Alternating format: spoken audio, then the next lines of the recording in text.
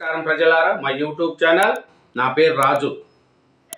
Jubilee hills by election ఉప ఎన్నికలు వస్తున్నాయండి. జూబ్లీ హిల్స్ ఉప ఎన్నికల కోసం అన్ని పార్టీల వాళ్ళు అప్పుడే టికెట్ల కోసం పోటీ పడుతున్నారు. ఈ జూబ్లీ హిల్స్ ఉప ఎన్నిక గురించి మాట్లాడే ముందు జూబ్లీ హిల్స్ ఎప్పుడు ఏర్పడింది, దీని పరిస్థితి ఏమి చూద్దాం. ఇది ఖైరతాబాద్గా ఉమ్మడి ఆంధ్రప్రదేశ్లో 2009 వరకు దేశంలోనే అతిపెద్ద శాసనసభగా నియోజకవర్గంగా ఖైరతాబాద్కు పేరుందండి. ఆ ఖైరతాబాద్ పేరులోనే జూబ్లీ హిల్స్ అప్పుడు కలిసి ఉండేది. ఖైరతాబాద్ అనగానే మనకందరికీ పేరు వచ్చే పేరు పి జనార్దన్ రెడ్డి. పి జనార్దన్ రెడ్డి అంటేనే ఖైరతాబాద్, ఖైరతాబాద్ అంటేనే పి జనార్దన్ రెడ్డి.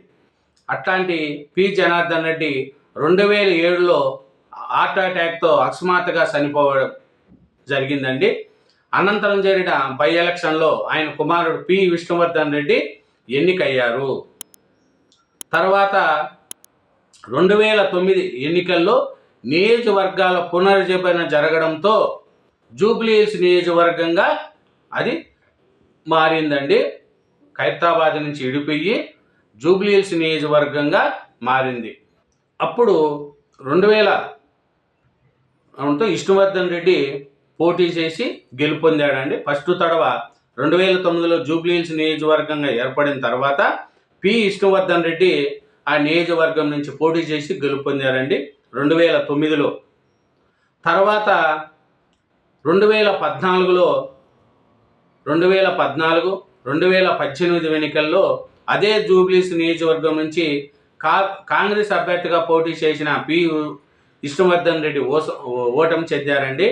వరుసగా మాగంటి గోపీనాథ్ విజయం సాధిస్తూ వస్తున్నారు.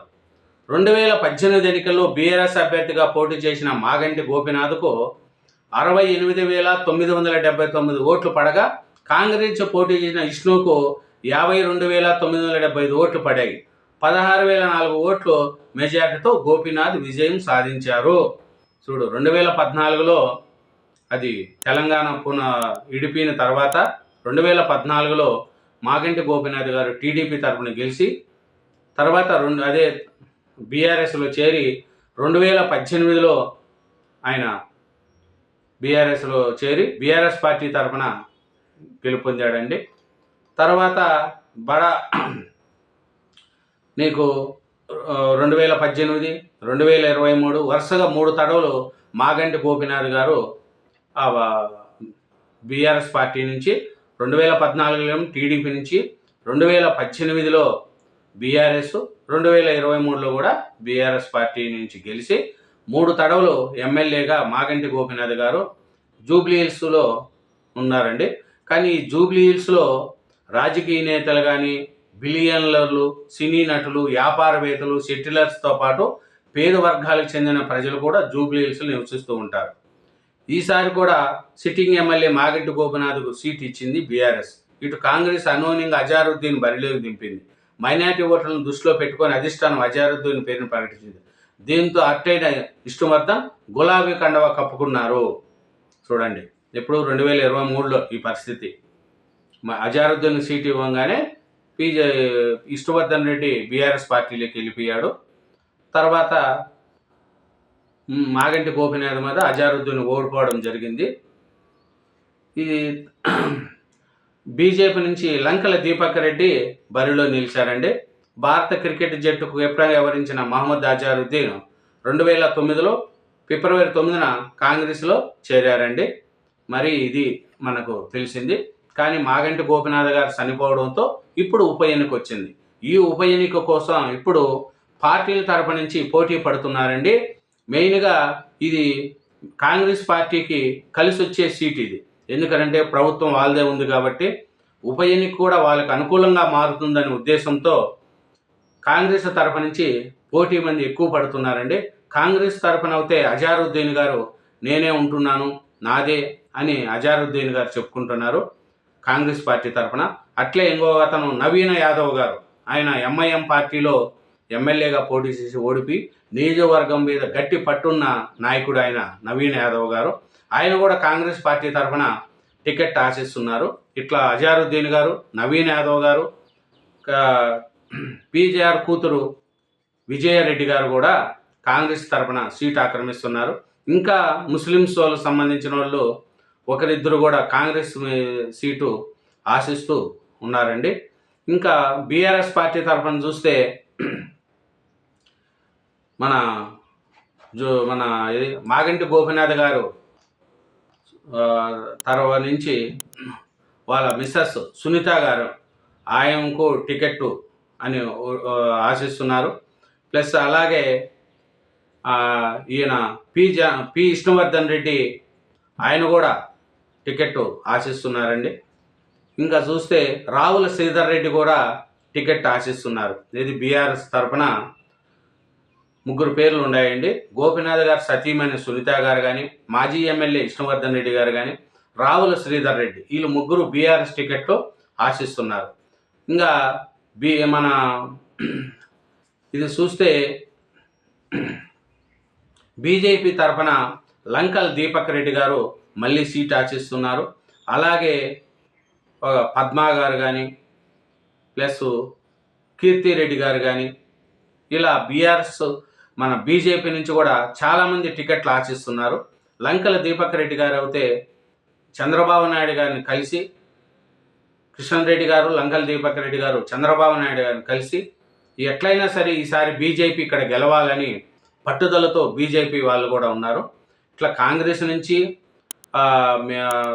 రాష్ట్ర వ్యవహారాలు మీనాక్షి మేడం దగ్గరికి కూడా కాంగ్రెస్ వరకు చాలామంది వెళ్ళారు. ఆమెకు కూడా ఇది ఉప ఎన్నిక. ఈ దేశానికి ఈ రాష్ట్రానికి ఆయన వ్యవహారాలు ఇన్ఛార్జిగా వచ్చిన మీనాక్షి గారికి ఇది తొలి ఉప ఎన్నిక. అట్లా రేవంత్ రెడ్డి గారికి ఇది 2వ ఉప ఎన్నిక. కంటోన్మెంట్లో ఎలా గెలిచామో ఈసారి కూడా అలాగే గెలిచాలని రేవంత్ రెడ్డి గారు కూడా ఉన్నారు. కాబట్టి కాంగ్రెస్ పార్టీ తరఫున ఎక్కువ మంది టికెట్ ఆశిస్తున్నారు. ఎందుకంటే అధికారంలో ఉన్న పార్టీ కాబట్టి కంపల్సరీ కాంగ్రెస్ పార్టీకి ఎక్కువ ఓప్స్ ఉంటాయి. కాబట్టి ఎక్కువ మంది కాంగ్రెస్ నుంచి చాలామంది అధిష్టానం వరకు రాహుల్ గాంధీ గారి దగ్గరికి, సోనియా గాంధీ గారి దగ్గరికి కూడా పోయారు. అలాగే పిసిసి అధ్యక్షుడు మహేష్ గౌడ్ గారు కూడా ఆయన దగ్గరికి వెళ్ళారు. సీఎం రేవంత్ రెడ్డి గారికి, మీనాక్షి గారికి అందరి దగ్గర ప్రదర్శనలు చేస్తున్నారు కాంగ్రెస్ తరఫున టికెట్ ఆశించిన వాళ్ళు. ఇంకా బీఆర్ఎస్ తరఫున చూస్తే పి విష్ణువర్ధన్ రెడ్డి నాకే టికెట్ కావాలని పట్టుబడుతున్నాడు. ఆయన రావల్ శ్రీధర్ రెడ్డి కూడా నాకు టికెట్ కావాలని పోటీ పడుతున్నారు. కాంగ్రెస్లో అయితే నవీన్ యాదవ్, అజారుద్దీను వీళ్ళు కూడా గట్టిగా పోటీ పడుతున్నారు. నవీన్ యాదవ్కు ఆయన ఎంఐఎం తరఫున నియోజకవర్గం పూర్తిగా తెలిసిన వ్యక్తి కాబట్టి నవీన్ యాదవ్ గారికి టికెట్ వస్తుందని ఆశతో జనాల్లో అనుకుంటున్నారు. ఇంకా బీజేపీ పక్కన చూస్తే లంకల దీపక్ రెడ్డి, కీర్తిరెడ్డి, పద్మ ఇంకా ఇద్దరు ముగ్గురు చాలామంది కూడా బీజేపీ తరఫున. ఎందుకంటే ఇక్కడ సెటిలర్ ఓట్లు ఎక్కువ, చంద్రబాబు నాయుడు టీడీపీ ప్రభావం ఎక్కువ, అది చూస్తున్నారు. ఒకవేళ టీడీపీ తరఫున ఉమ్మడి కూటమి తరఫున ఏమన్నా టీడీపీ క్యాండిడేట్ని నిలబెడతారా అని నందమూరి సుహాసిని గారు కూడా పేరు కూడా వస్తుందండి. ఈ నియోజకవర్గంలో ఈసారి చాలా హాట్ టాపిక్గా మారే అవకాశాలు ఉన్నాయి. ఎందుకంటే జూబ్లీహిల్స్ నియోజకవర్గం అంటే అది చాలా సంపన్నులు ఉండే నియోజకవర్గం. ఈ నియోజకవర్గం మీద అందరికీ చాలా ఉంటుందండి. ఎందుకంటే ఇది అందరూ సినీ యాక్టర్ కావచ్చు, పెద్ద పెద్ద గెజిటెడ్ ఆఫీస్ అందరూ కూడా ఈ జూబ్లీహిల్స్ నియోజకవర్గం అంటే అంత ఉంది. కాబట్టి ఈ మైనార్టీలు కూడా ఎక్కువ ఉన్నారు జూబ్లీహిల్స్ నియోజకవర్గంలో. ఇప్పుడు ఎంఐఎం ఇంతకుముందు అంటే బీఆర్ఎస్తో అనుకూలంగా ఉండేది కాబట్టి బీఆర్ఎస్ పార్టీకి సపోర్ట్ చేసింది. ఇప్పుడు కాంగ్రెస్ గెలిచిన తర్వాత కాంగ్రెస్ సపోర్ట్ చేస్తుంది అని అనుకుంటున్నారు. మళ్ళీ ఎంఐఎం పార్టీ ఎవరికి సపోర్ట్ చేస్తుందో ముస్లిం ఓట్లు కూడా ఈ నియోజకవర్గంలో కీలకం. ఎందుకంటే ఎవరు గెలవాలన్నా కూడా ముస్లిమ్స్ ఓట్లు చాలా ఉన్నాయి కాబట్టి ఎంఐఎం యొక్క ఆధారపడి ఉంటుంది. ఎంఐఎం మనకు తెలిసినంత వరకు కాంగ్రెస్కే సపోర్ట్ చేస్తుందని, ఎందుకంటే మిత్రపక్షంగా వ్యవహరిస్తుంది కాబట్టి కాంగ్రెస్కే సపోర్ట్ చేస్తుంది. కాంగ్రెస్ పార్టీ గెలిచే ఛాన్స్ ఎక్కువగా కనిపిస్తున్నాయి ఈ జూబ్లీహిల్స్ నియోజకవర్గంలో. కాబట్టి ఎందుకంటే అధికారం ఉన్న పార్టీ కాబట్టి ఎంఐఎం సపోర్ట్ కూడా కాంగ్రెస్కే ఉంటుంది. కాబట్టి ఇది ఈ జూబ్లీహిల్స్ బై ఎలక్షన్లో కాంగ్రెస్ పార్టీకి అనుకూలంగా ఉంటున్నాయని మనకు తెలుస్తుంది. కాబట్టి ఇదేనండి జూబ్లీహిల్స్ బై ఎలక్షన్ల యొక్క పోటీ. Thank you very much. నా ఛానల్ సబ్స్క్రైబ్ చేయండి, నా వీడియోను లైక్ చేయండి. Thank you.